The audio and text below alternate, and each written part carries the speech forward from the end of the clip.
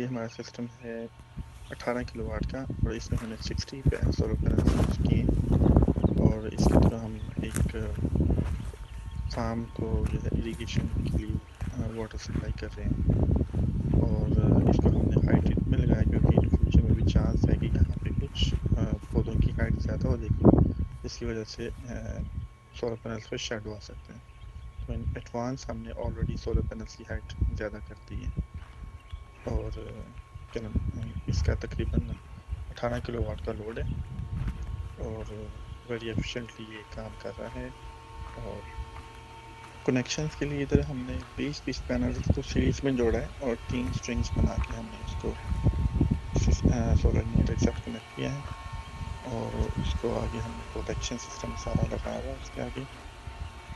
और ये तकरीबन इसकी जो वाटर पंप है ये तकरीबन कह रहे हैं कि 60 मीटर ये डाउन वाटर पंप है और 18 किलोवाट इसकी पावर है। फार्मर्स के लिए ये तकरीबन दिन में सारा दिन इसके लिए इससे पानी अवेलेबल है। तो इधर में हम कुछ वाटर टैंक भी बना रहे हैं, तकरीबन एक स्विमिंग पूल जितना एक वाटर टैंक है और इस पूल को बढ़ते हमें तकरीबन 6 घंटे लगते हैं। तो फिर उसके बाद जब ये सारा वाटर टैंक भर जाता है फिर हम सोलर सिस्टम को ऑफ कर देते हैं और फिर ड्रिप इरिगेशन के थ्रू हम सारा सप्लाई देते हैं गार्डन को।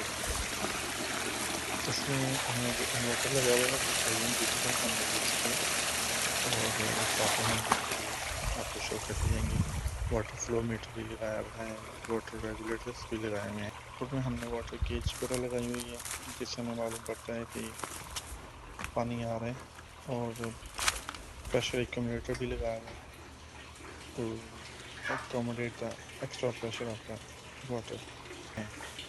तो प्रेशर में ये करने के लिए भी हम इक्विपमेंट सब लगाया हुआ है और बहुत अच्छा और नाइस बना हुआ है सोलर सिस्टम। देखने के लिए शुक्रिया। अगर आपकी कोई इंक्वायरी हो related to solar system, solar water pump, off grid solar system और या क्या नाम ऑन ग्रिड सोलर सिस्टम, तो मेरा नंबर डाउन दिया हुआ है इधर, आप उस पर मुझे कॉन्टेक्ट कर सकते हैं। Thank you for watching.